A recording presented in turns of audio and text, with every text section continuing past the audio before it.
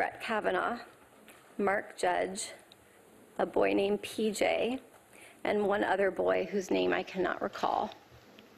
I also remember my friend Leland attending. I do not remember all of the details of how that gathering came together, but like many that summer, it was almost surely a spur-of-the-moment gathering.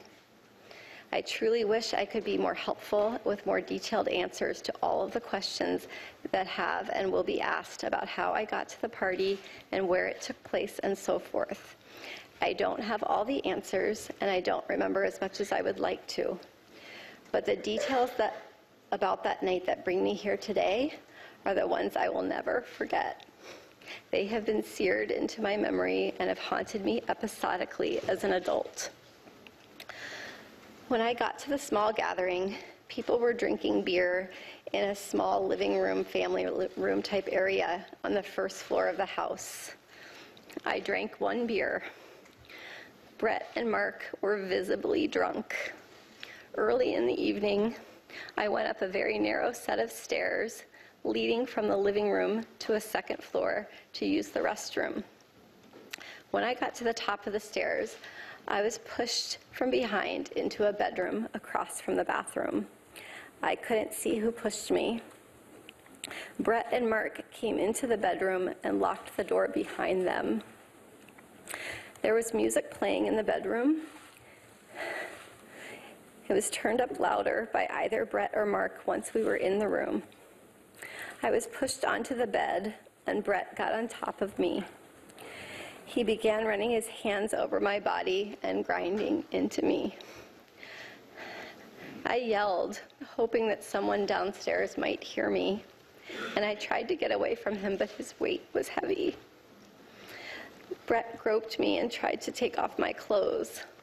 He had a hard time because he was very inebriated and because I was wearing a one-piece bathing suit underneath my clothing. I believed he was going to rape me. I tried to yell for help. When I did, Brett put his hand over my mouth to stop me from yelling.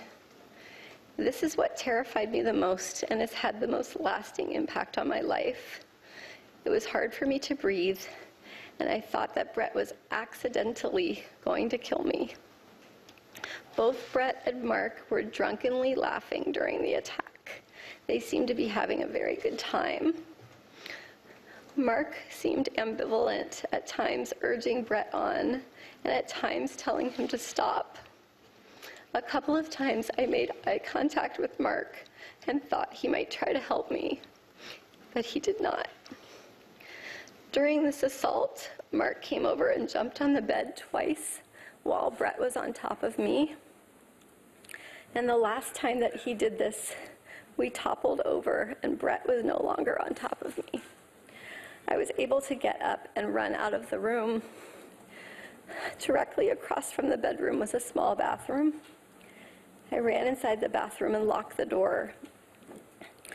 I waited until I heard Brett and Mark leave the bedroom, laughing, and loudly walk down the narrow stairway, pinballing off the walls on the way down. I waited, and when I did not hear them come back up the stairs, I left the bathroom, went down the same stairwell, through the living room, and left the house.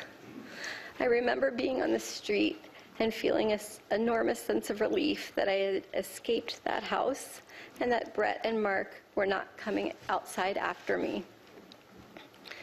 Brett's assault on me drastically altered my life.